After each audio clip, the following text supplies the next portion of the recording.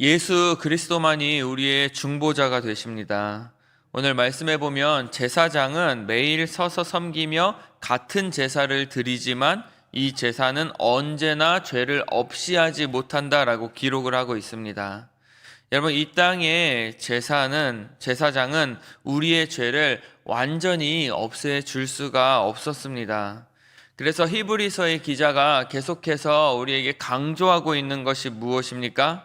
구약시대의 그 제사는 완전하지 못하다라는 사실입니다. 또한 이 세상의 그 무엇도 우리가 가진 죄의 문제를 단번에 그리고 또한 영원히 해결할 수 없다라는 사실입니다. 그래서 예수 그리스도께서 인간의 몸을 입고 이 땅에 오셔서 십자가에 달리심으로 말미암아 그것을 이루어 주신 것입니다. 그리고 우리는 그것을 믿음으로 말미암아 구원을 얻게 되는 것이죠. 예수 그리스도만이 거룩하시고 또한 순결하시며 죄가 없으시고 율법의 모든 요구를 이루신 완전하신 분이십니다.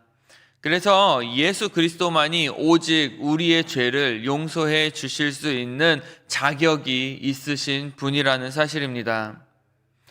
예수 그리스도만이 우리의 중보자가 되십니다. 우리 중에 누구도 스스로 죄의 문제를 해결할 수 있는 사람은 아무도 없고, 또한 우리 중에 누구도 다른 사람의 죄를 대신 용서해 주거나 그것을 해결해 줄 수 있는 사람은 아무도 없습니다. 왜냐하면 우리 모두는 하나님 앞에서 다 죄인이고, 우리는 그 죄로 말미암아 모두가 하나님의 심판대 앞에 서야 할 사람들이기 때문에 그렇습니다.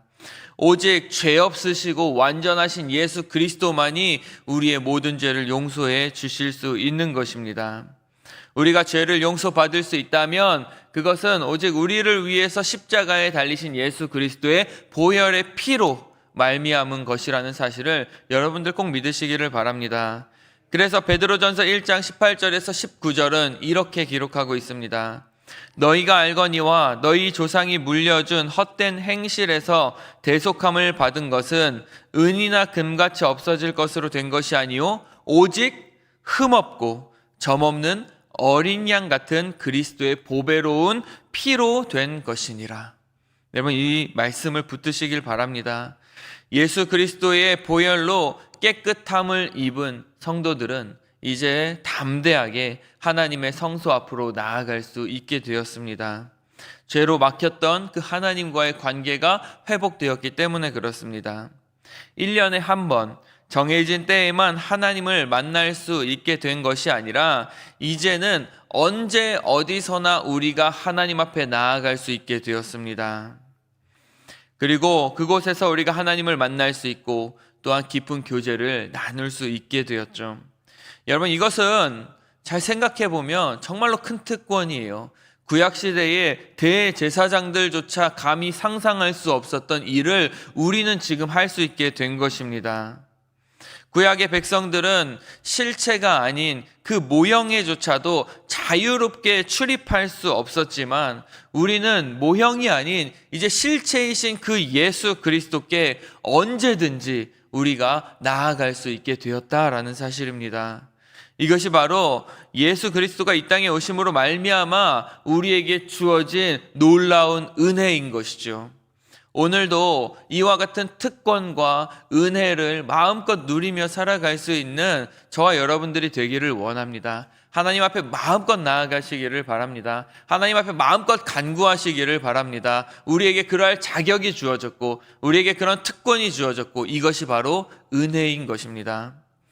그러나 우리가 기억해야 할 것이 또 한 가지 있습니다. 그것은 바로 우리가 하나님 앞에 나아갈 때에 참 마음과 온전한 믿음을 가지고 나아가야 된다라는 것이죠.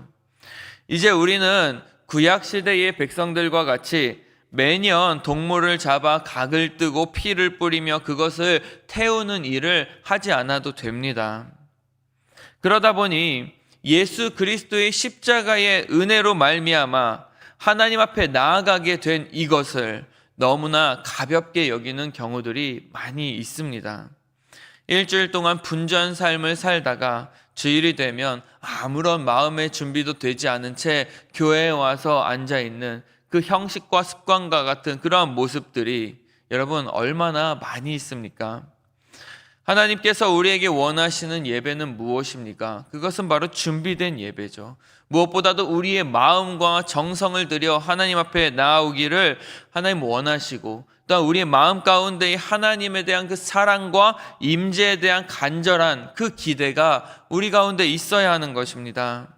이스라엘 백성들이 구약 시대에 1년에 한 번 대제사장을 통해서 하나님 앞에 나아갔다면, 우리는 영원한 대제사장 되신 예수 그리스도를 통해서 언제나 하나님 앞에 나아갈 수 있게 되었습니다. 하지만 우리가 하나님 앞에 나아갈 때에는 참된 그 마음과 온전한 믿음을 가지고 나아가야 한다라는 것은 그때나 지금이나 변함이 없는 거예요. 하나님께서는 우리에게 신령과 진정으로 하나님을 예배하기를 원하고 계십니다. 그렇기 때문에 여러분, 하나님 앞에 나아올 때에 정말로 우리의 마음과 정성을 다해서 나아오시기를 바랍니다. 이 하나님의 놀라우신 은혜를 가볍게 여기지 마시기를 바랍니다. 이것은 정말로 하나님이 우리에게 주신 특권이며, 그 특권을 누릴 수 있는 자는 그만큼의 의무가 또한 우리에게 있다라는 사실을 우리는 알아야 하는 것입니다. 또한 우리는 서로 돌보는 자들이 되어야 합니다. 여기서 서로 돌아보다라는 단어는 우리가 히브리서를 살펴볼 때 예수를 깊이 생각하라라고 했던 그 깊이 생각하다라는 단어와 동일한 단어인데, 여러분, 그 뜻은 성도를 돌아본다는 것이 그냥 막연하게 보거나 아니면 어쩌다 생각날 때 보는 것이 아니라 항상 그것을 주의 깊게 살펴보아야 한다라는 것을 뜻하는 것입니다. 그런데 우리는 교회 안에 있는 성도들을 서로 잘 돌아보아 주지 못할 때가 많이 있죠. 하루하루 바쁘게 살아가다 보니 누군가를 신경 쓸 만한 여유가 없다고 말하기도 합니다. 그리고 나는 성격이 원래 좀 내성적이어서 다른 사람에게 다가가는 것이 좀 힘들다고 말하기도 합니다. 또한 다른 사람들과 어울리다 보면 오히려 말만 많고 피곤하고, 그냥 나는 혼자서 조용히 신앙생활 하는 것이 좋다고 말하는 사람들도 있습니다. 하지만 성경은 우리에게 분명히 이야기해 주고 있습니다. 우리는 서로를 돌아보아야 한다. 그리고 서로 사랑과 선행을 격려하는 자들이 되어야 한다. 그리고 더 나아가서 뭐라고 이야기합니까? 모이기를 패하는 어떤 사람들의 습관과 같이 하지 말고 오직 권하여 그날이 가까움을 볼수록 더욱 그리하자라고 말하고 있습니다. 여러분, 우리는 초대교회의 모습을 통해서 사도행전에서 참된 교회의 모습이 어떤 모습인지에 대해서 살펴보았습니다. 그들은 함께 모여서 서로 사랑하고 서로를 돌보아주고 또한 서로를 격려해 주었습니다. 힘들고 어려운 사람들이 있다면 자기가 가지고 있는 모든 재산을 다 팔아서라도 그들을 도와주었습니다. 그로 인해서 그들의 공동체 가운데에는 부족한 것이 없었죠. 그들에게 있어서 물질은 결코 중요한 것이 아니었습니다. 그 모임을 통해서 그들이 바라고자 하는 것이 있었다면 그것은 하나님을 더 알기 원했던 것이고, 또한 그 모임을 통해서 하나님을 만나기를 원했던 것이었습니다. 성령의 충만한 임재를 그들은 그 모임 가운데에 간구했던 것입니다. 하나님의 뜻이 무엇인지를 그 모임을 통해서 깨닫고, 그리고 그 모습대로 살아가고자 했습니다.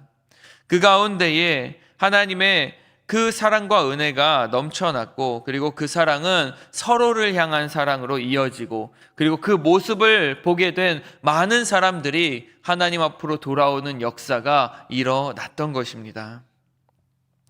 제가 얼마 전에 한때 교회를 열심히 다니다가 지금은 교회를 다니지 않는다라고 말하는 한 성도님 만났습니다.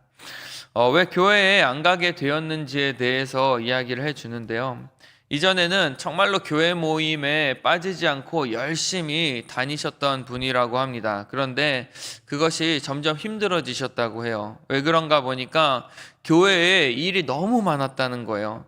교회에서 하는 여러 가지 행사들을 준비해야 했고, 그리고 또 매번 식사 준비를 하고, 또 그것을 위해서 정말로 많은 시간과 노력을 들여야 했었던 것입니다.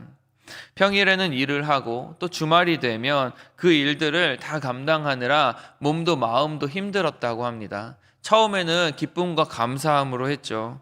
그런데 이제 일을 하다 보니 서로 사랑으로 도와가면서 격려하며 그 일을 하는 것이 아니라 오히려 힘들고 어려운 일이 생기면 그거를 서로 하기 싫어서 다른 사람들에게 미루게 되고 결국에는 본인이 어쩔 수 없이 그 일을 맡아서 하게 되어졌다라는 것입니다.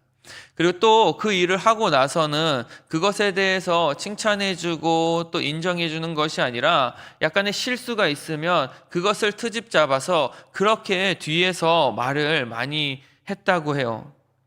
여기저기 소문을 내고 다니는 그러한 성도들의 모습, 그런 사람들의 모습을 보면서 실망하고 결국에는 교회에 나가지 않고 그냥 혼자서 내가 차라리 성경 보고 그냥 하나님 믿는 게 낫겠다라고 생각을 하셨다고 그렇게 이야기를 하셨습니다. 여러분, 혹시 이것이 지금 우리 교회의 모습은 아닙니까? 우리는 교회의 본질을 회복해야 합니다. 우리 공동체는요, 그냥 밥 먹기 위해서 모이는 공동체가 아닙니다. 어떤 이벤트를 거창하게 하고 다른 사람들에게 무엇인가를 보여주기 위해서 모이는 것도 아닙니다. 예수 그리스도의 핏값으로 세워진 이 교회는 예수 그리스도를 주로 고백하는 사람들이 하나님을 사랑하기 위해서 모이는 곳입니다. 하나님을 예배하기 위해서 모이는 것이고, 또한 그 하나님의 우리에게 주셨던 은혜와 사랑을 다른 이웃들에게 나누어 주기 위해서 모이는 것입니다. 여러분, 그것이 중요한 것이죠. 밥 좀 안 먹으면 어떻습니까? 집이 좀 지저분하면 어떻습니까? 여러분, 중요한 것은 무엇입니까? 우리가 예수 그리스도의 이름 아래 모인다라는 사실입니다. 그리고 그 모임 가운데에 우리가 바라보는 것은 어떤 사람들의 모습이 아닌 우리를 사랑하고 우리를 구원해 주신 그 예수 그리스도, 그분을 함께 바라보며 그분이 원하시는 뜻이 무엇인지를 발견하고 그 뜻대로 서로 살아가기 위해서 격려하는 그런 모임이 되어져야 하는 것입니다. 우리는 연약하고 다 부족하잖아요. 그렇기 때문에 누구 하나 완전한 사람이 없습니다. 교회 안에 완전한 사람은 아무도 없어요. 그렇기 때문에 서로가 서로를 끌어주고 밀어주고 또 힘들고 지친 사람들이 있다면 그 사람들을 위로해 주며 함께 그리스도의 몸을 만들어가는 것, 그것이 바로 교회가 되어져야 되는 것입니다. 저는 우리 교회가 마음껏 하나님을 예배할 수 있는 공동체가 되기를 원합니다. 마음껏 성도들끼리 사랑만 할 수 있는 교회가 되었으면 좋겠습니다. 서로의 아픔과 슬픔을 나누어 줄 수 있고 또한 서로를 위해서 기도하고 격려해 주며 기쁘고 즐거운 일이 있으면 마치 내일처럼 함께 기뻐해 줄 수 있는 그러한 공동체가 되었으면 좋겠습니다. 공동체 안에 정말 한 사람이라도 소외당하거나 외면당하는 일이 없도록 정말로 주변에 있는 모든 사람들을 우리는 돌아보아야 할 것입니다. 그리고 서로를 권면하고 함께 모여 하나님을 예배하고 복음을 전할 수 있기를 원합니다.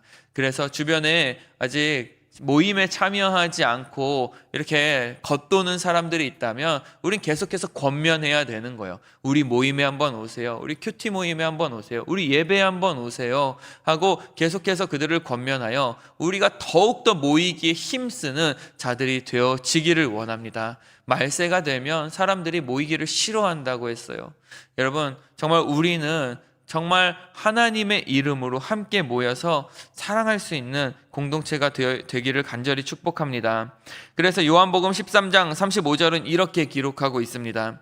너희가 서로 사랑하면 이로써 모든 사람이 너희가 내 제자인 줄 알리라.